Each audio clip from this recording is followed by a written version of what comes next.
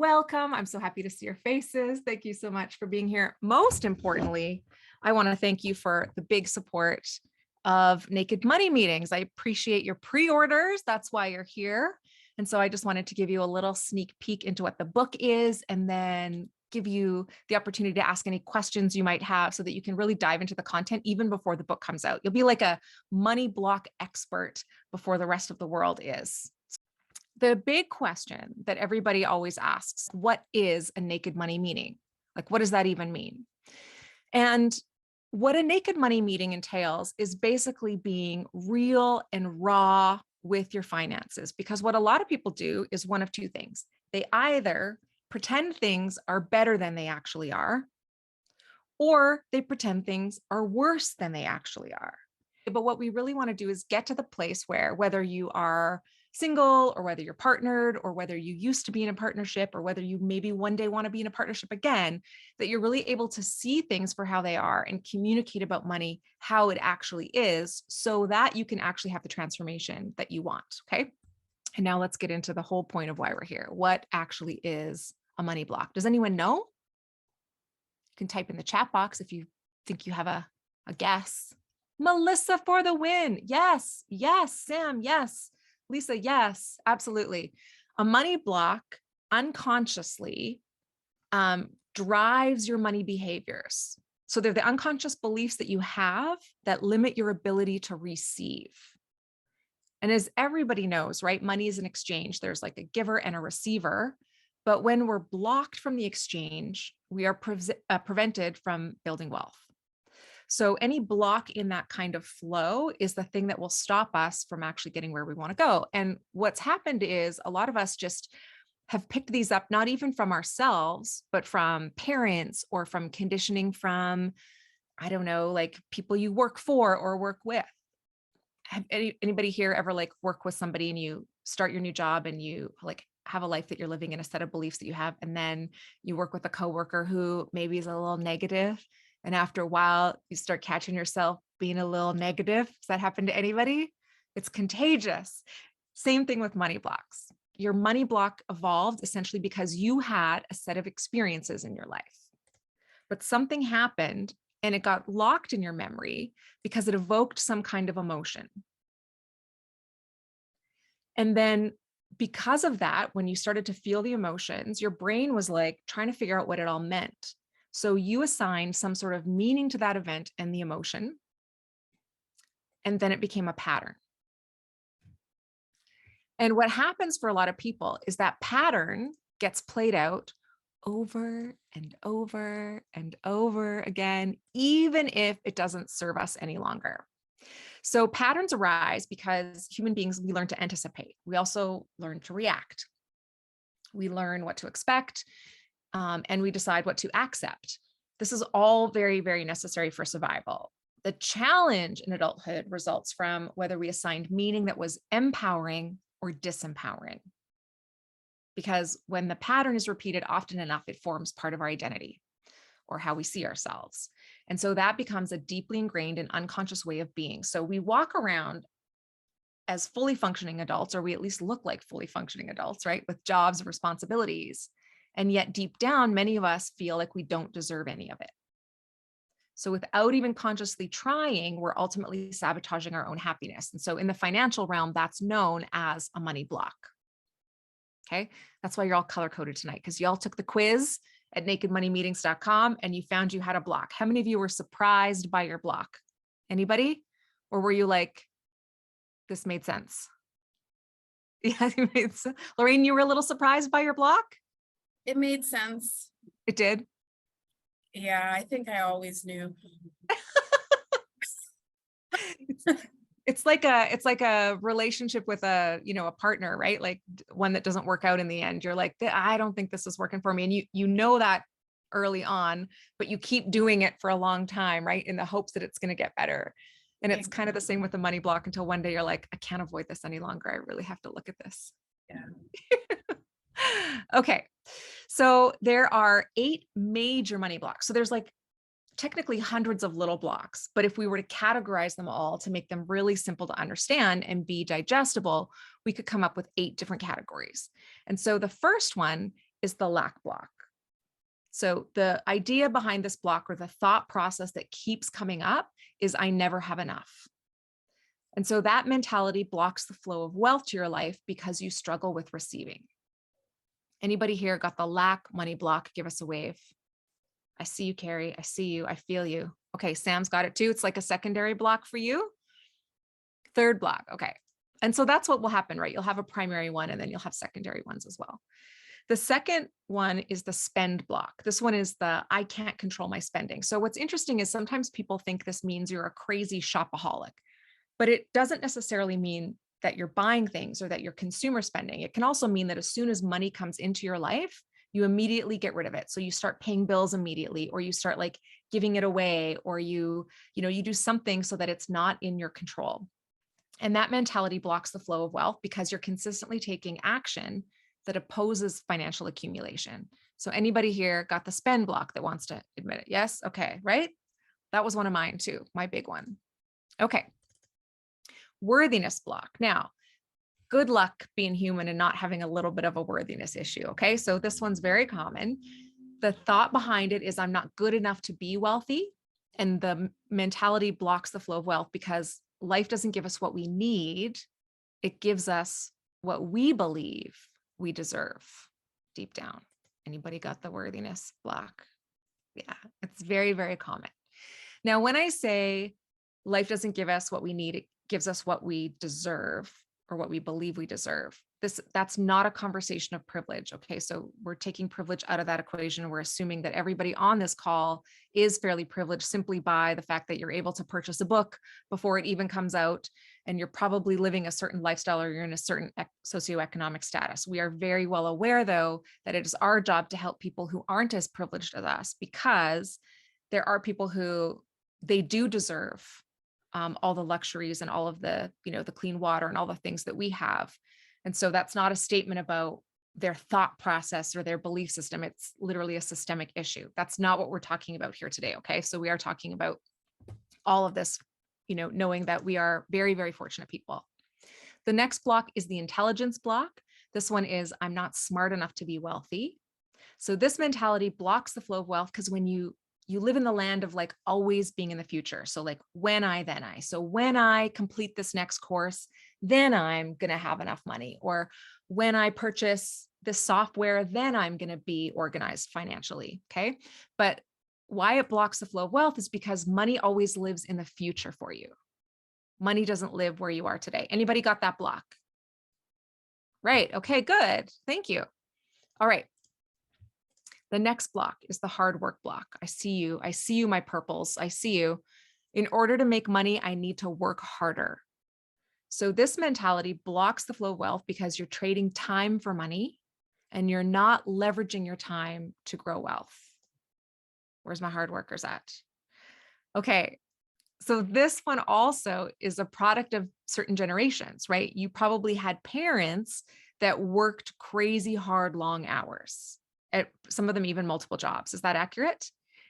And so they taught you from a very young age that you needed to work hard in order to succeed. There was a very common thought process. So you didn't even pick this one up on your own. You definitely got this hard work block from usually people in your family or even the school system or just by the product of the generation that you grew up in. The stress block is the idea that finances and money stress me out. And this mentality blocks the flow of wealth because you're operating as though money is always outside your control and you're at the mercy of what happens to you. So where are my stressors at? Got any stressors here? Yes. Okay.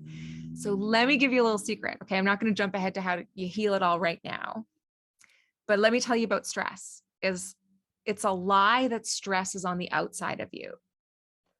Stress lives in you right now. So does happiness. So does joy. So does humor, so does sadness. You can tap into any of those emotions at any time. They already live inside of you. So this idea that stress is something outside of you, like money is stressful, is false.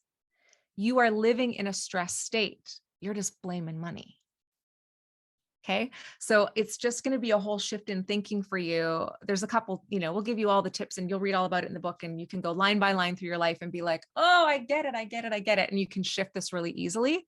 But I want you to be really mindful as you walk through the next couple of weeks while you're waiting for your book to arrive. I want you to be really mindful of, is this stress real or am I creating this stress? Okay. Okay. And then the next money block is everybody's favorite, procrastination. And this one is that I delay taking action on things that will increase my financial well-being. And so it blocks wealth from coming to you because you're losing out on time. And time is one of the most powerful factors that allows money to compound. Now, how many of you would say that you have a procrastination block? Yes? Okay, so those of us that are procrastinators, do we just procrastinate on money or do we also procrastinate on other things too? Right? Okay. Carrie's not a procrastinator, but she might be married to one. And so she's telling us right now that it's, I can see in your face, you're like, you people are wrong. It's not just money. Okay. So this is one of the best ones or easiest ones to attack. And you'll read all about it when we get into the book. And I can, of course, answer any questions you have if you do have this. But what I want you to consider just for the next couple of weeks, if procrastination is one of your major money blocks, I want you to ask yourself this question. Am I behaving like a perfectionist right now? Let's see if it's actually procrastination. I saw your face there, Kayla. You already know your answer, don't you? Okay. Let's see if it's procrastination or see if it's perfectionism, because those two are so closely linked that when we start to just shift our thinking and view it as perfectionism, we can actually attack procrastination so much easier. And then our last one is the guilt block. I feel guilty when I have money and other people are struggling. And this mentality blocks the flow of wealth because you're operating as though there is a finite amount of abundance. Anybody got a guilt block? It's not as common. It's one of the least common ones, but you guilt blockers, we know who you are because you're like the nicest people in the world. And you're so caring and considering about everybody else all the time. But here's the problem with guilt is a very, very selfish emotion. It's a very selfish thought pattern. It sounds very altruistic, but what you do is you're making other people's problems about you. So when we shift the guilt block and we put ourselves in a position where actually we can actually help more people when we are in a state of abundance and we open up those channels of giving and receiving so that we can flow better in terms of like our own cash flow and our own wealth building, we have so many more dollars to give away and so many more people that we can help. Okay. So I see your comments here. Sam says, I feel like I have maybe all of the blocks. And it is very true that you might have all of the blocks. It's okay. They're going to be in order for you. Like you're going to have like a couple that are stronger and a couple that are weaker. And so you have a choice when you're attacking your money blocks as to how you want to do it. I would tell you like, and of course, when you go through the book, it'll be more clear, but choose the one that just feels like this is the one that's bugging me the most right now. And then you're going to line by line work through the blocks. I give you specific instructions on how to do that, but just sort of work through them as you go. Okay. And then you attack the next block. Now they're never all going to completely go away. It's not like you win like a money block certificate at the end, right? Because you've attacked them all and now you get to move on to level 2 of your life. It's not like that at all, but they do dissipate. And what happens is then when you notice them, you're able to shift your thinking so much faster. How many of you are in relationship with another human being? Okay, a lot of you. So I'm going to tell you a little secret. So this book, talks about how you can end your money fights with your partner forever, but there's only like 2 chapters dedicated to marrieds because this is really our own work to do. Okay, so I'm going to tell you a couple of pieces of good news. The good news is your partner also has money blocks, so this is not your fault. Okay, and the even better news is even though your partner's always wrong, you can still change the pattern and change the relationship by healing your own blocks. Okay. So that is the good news. Because some people are like, how do you fix my husband? I'm like, well, I have an answer, but he's got to be here. Okay. If you have 2 people, their combination of money blocks is going to tell me everything I need to know about why they're struggling financially. So for example, if you have a spend block and your partner has a hard work block, it's going to create a series of patterns in the relationship that's going to feel unworkable, right? So imagine if this person is feeling, I made her like a little bit of a shopaholic here. That was unfair of me, but imagine that somebody is spending in order to cope with their finances and somebody else feels like they have to work really hard. What's going to happen is they're going to get further and further apart the longer they're together. And by further and further apart, I mean less and less intimate, right? We want to grow together so we can have more intimacy. We want to deepen that. But what's going to happen is they're going to grow further and further apart. The first partner is going to feel like they need to continue to spend in order to kind of maintain some level of control in the relationship. The other partner is going to feel like they have to do things externally. So they've got to work harder, maybe longer hours, be away more. What that does is causes more stress in the spend person, and the spend person will continue to spend to meet their emotions. And they're both going to blame each other, right? If you didn't work so much, then I wouldn't need to spend, right? Because I'm home alone and all the things, right? And the hard worker is going to be like, well, if you didn't spend so much, I wouldn't have to work so much. So you can see how it's going to cause all kinds of problems in the relationship. And there's not one person that is right. Okay.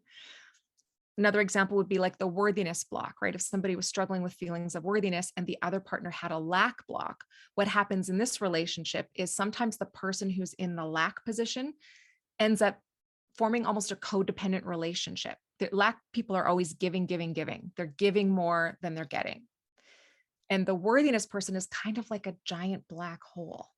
And I don't mean that to attack anybody. I just mean that you can't make somebody feel worthy. If somebody doesn't feel worthy, you can tell them, you're amazing, I love you, I really like your butt. You can tell them all kinds of things. But if they don't feel it, what's going to happen is it's going to constantly drain the relationship.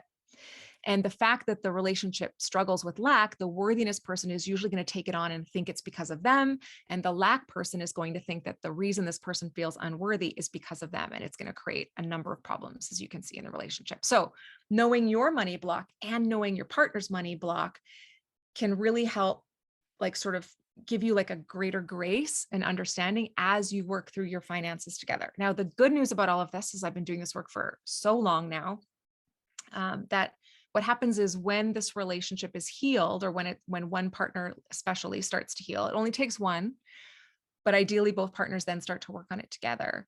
Everything in the relationship gets better. The parenting gets easier. The sex gets better, right? Because you're not like, nobody's just looking at the ceiling trying to be like, I can't stand you right now. Just hurry up and finish, right? Like, yeah, it's everything gets better. So it's, even though we're working on the money piece, it actually makes everything in the relationship better, because what's happening is you're really actually holding space for your partner to heal in a way that is not, it's not about finger pointing, and it's not about, here, just do this budget. It's about, I understand your deepest fears. I understand your deepest wounds, and I love you in spite of them. And we're going to work on it together. And we're going to figure out a way to make this work. Okay. So it is very important, obviously, to heal your money blocks, because we don't want to repel money, right? We want to attract money and have it come into our lives.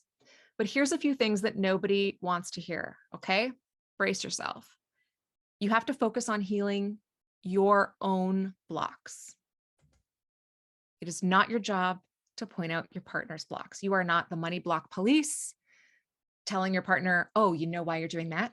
It's because Erin Sky Kelly says that you have a lack block. Like, just, you know what I mean? We're not going to, you're going to focus on your work. And being tempted to tell your partner what they need to do is actually a sign that you have more work to do on you. This is always comes up in personal development. I've been in this industry for so long. And the thing I hear when people start to get involved and they start to see progress in their own lives and they start to make motion forward is they'll often say, but my partner doesn't do any of this work. My partner is not interested. And there starts to be a bit of a divide in the relationship. And the thing I have to do is bite my tongue, because they haven't finished doing all the work yet. Because if you had done the work, if you were far enough down the path that you'd done the work, you would know that your entire job is to love your partner for who they are today. It doesn't necessarily mean they're the right partner for you. So if you want to walk out that door, you walk out that door.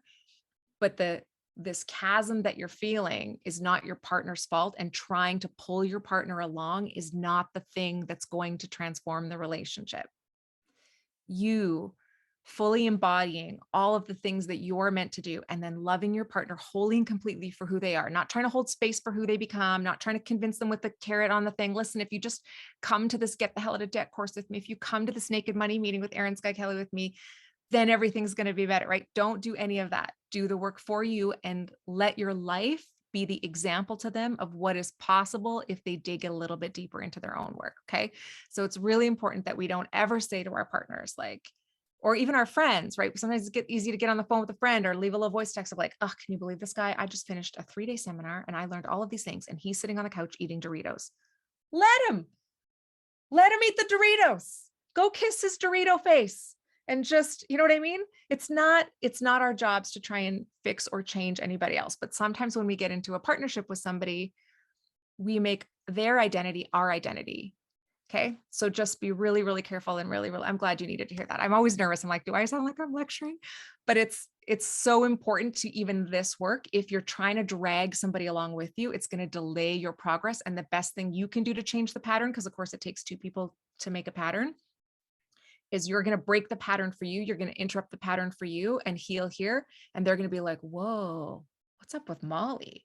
Why is Molly so sexy these days? What's Molly got going on? Look at her swagger. Because you're owning your money story and you're healing it, right? And let that just be the thing that drives the healing for your partner. So there's 5 things that we're going to do to shift. Okay. And the very, very first thing that we need to do in order to heal a money block is just have presence and awareness around it, which is what you're already doing. Look at you. You're already transforming your money story. So presence and awareness basically involves being present to what is happening in the moment and not thinking about what you want to happen. The lack is in the want. The struggle is in the want. The poor decisions you make financially are in the want. When we remove the want and we focus on what is, with radical acceptance, then we're freed to be truly naked to the experience, okay? Then the second thing is an energetic shift that you have to start. And for most people, all this means, if you don't understand like what an energetic shift is for you yet, it's okay. All you're going to do is change the word energetic to be focus. You're going to just shift your focus. And an energetic shift takes you out of the state that you might be in and focuses now instead on how you want to feel. That's the question you're going to ask yourself. What is it that I actually want to feel right now? And remember, I told you that all of those feelings already live inside you. The stress lives inside you. The happiness lives inside you. The joy lives inside you. The arousal for your partner with his Dorito face lives inside you. All of it lives inside you. So all you have to do is tap into it. And you can do it like this. You just have to create a recall or a memory of the last time you felt that way. And you can pull it forward. So that energetic shift might be, how do I want to feel right now? I really want to feel calm. Okay, well, what does it feel like to be calm? And let's just take a minute and be calm. And you actually have more control over your own body than you do, than you think you do usually, right? When we're blaming the outside, we're like, I'm so stressed about money because of this, that, and the other. You're going to stay in that crazy state. So instead, we're going to have an energetic shift. Okay, that's the second part. And I'll walk you through in the book. Don't worry. I'll walk you through everything line by line. I'm just giving you kind of the overview right now. So you know kind of what is actually happening behind the scenes. Then you're going to lean into the things that you want to avoid. This is the part. No, this is where everybody quits. This is where the work gets really tough and Erin made me cry. And so I'm going to quit. I'm going to throw the book across the room and I'm going to eat Doritos and lay on the couch with my husband. Right. So you're going to have to consciously take action and do something that you don't feel like doing in order to practice a different pattern or a different response to the block. Well, what's the thing I have to do? It's going to be the thing you don't want to do. And I'll give you a huge list in the book of specific things, but for you, you usually already know what that is, right? It's like if your natural old pattern was to procrastinate calling the IRS or the CRA because you had something, go on with your taxes that you need filed. The thing that you have to do is to pick up the phone. But what you're going to do is you're going to consciously make that choice, but then you're going to do this next step. You're going to consciously make the next new choice. You're going to take the action towards it. And then you're going to celebrate and condition it over and over again. Consciously making new choices is always easier said than done. And our money blocks have kept us locked in an old pattern for so long that we got comfortable doing something that wasn't awesome for us. And even if you can't think of anything worse than repeating the same old money habits that you've already developed, there's going to be a deep pull within you to continue because it's where you feel safe, even though it's not the safe choice. It's the weirdest part about being human. So we have to get uncomfortable. We have to make a new choice and it's not going to feel great. So how many of you have ever gone to the gym after a long hiatus? Like you took some time off from the gym and then you went back, right? And you went back and you did a workout and then you walked like a cowboy who just got off a horse for a week and a half, didn't you? You were like, this was painful. And this was, Amanda says today, congratulations. Everybody give Amanda a round of applause. We're going back to the gym today. Good job. We're going to celebrate you. Woohoo. Right. We want to condition that new pattern, right? You got to like, show me your, like, I just got out of the gym pose. Like, what's that? Yes. So you're going to walk around your house like that, right? You can wear your underwear on top of your pants, like you're Wonder Woman for all I care, right? You're going to just be like, yes, you're going to own that stuff. And that's important to do because we never celebrate the little stuff. I don't know why we do, but we become a grown up and we think our little achievements and accomplishments don't matter, but they do. And conditioning it is the thing that gets you to do, like basically doing something over and over and over again is the thing that's going to make it more comfortable in the future. The first gym visit is uncomfortable, but the first gym visit is necessary for Amanda to get to the next one and the next one to the 500th one. And when Amanda goes to the gym 500 times over the next year and a half, she's not going to have any pain when she gets out of the gym. She's really, really, really going to have to push herself to have the kind of pain she would have had today. So that's what I mean by consciously making a new choice, because it's not going to come easily to her. Amanda, how hard was it for you to get out the door and go to the gym on day one? Was it like you didn't want to do it? You were like, oh, I should get a Blizzard on my way. There's a Dairy Queen like on the way to the gym, right? Oh, and then you have all this like mental talk, right? You're like, oh, but well, I forgot my shoes. I didn't bring like, oh gosh, what if there's the lineup for the treadmill? Like, so it's so much mental effort. But once you condition it, meaning once you're like, I'm Amanda and I go to the gym whether I like it or not, and you just keep doing it over and over and over again, eventually you're Amanda who goes to the gym, right? You're like, you can't get Amanda's butt unless you go to the gym. Like it becomes just part of who you are. So the next piece, of course, then is to celebrate and condition it, just like Amanda's going to do. Amanda's going to celebrate all those little decisions over and over. So even when they're little, like, I had a really hard conversation with my husband, go me, I'm so awesome, right? I called the CRA or the IRS and I took care of that issue, or I came up with a payment plan, or I like leaning into that stuff and then celebrating and conditioning it, doing it over and over and over again is going to be really important. And that's why for most of you who've done any courses with me, I make you update that dang net worth spreadsheet all the time. You're going to update it every week, because what we're doing is we're conditioning a new pattern. We're conditioning you to pay attention to your money, but we're also conditioning your brain to look for money. It's going to look for opportunities. It's going to look for wealth instead of looking at all the things that are broke or all the, the lack of money or the credit card bills or whatever. When we condition our brain to look for that net worth and increase it, we're doing all the right things by paying down the liabilities and increasing the assets. And the very last thing that we do when we're trying to heal a money block is we have a ton of compassion for ourselves and for others. All the while that you're healing this, you need to practice compassion. And I used to think I was compassionate because I would like feel moved by holiday commercials or like kitten videos on the internet. And I was like, I'm such a compassionate person. But then I realized that I was selectively compassionate, because it was really easy for me to be compassionate with myself or with others when I felt like people were deserving of compassion, right? But I was lacking in compassion if people had a different value or belief system than me. So I'm talking to those of you that are in partnerships, right? Where it's really easy to be compassionate for our spouses when they pay the bills and do all the things we want them to do. It's tough to be compassionate for our partners when they buy a new set of golf clubs that wasn't in the budget, right?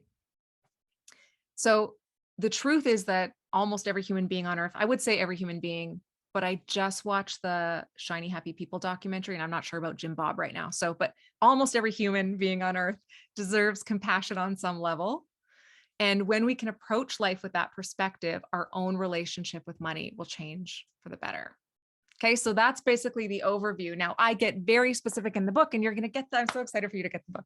You're going to get the book and you're going to be able to go through and like literally look at each line of like the ones that you scored high on the money quiz and be like, how do I get rid of this money block? And I will tell you exactly what to do in order to get rid of it. But you're going to have to do those things. You're going to have to like consciously make a new choice.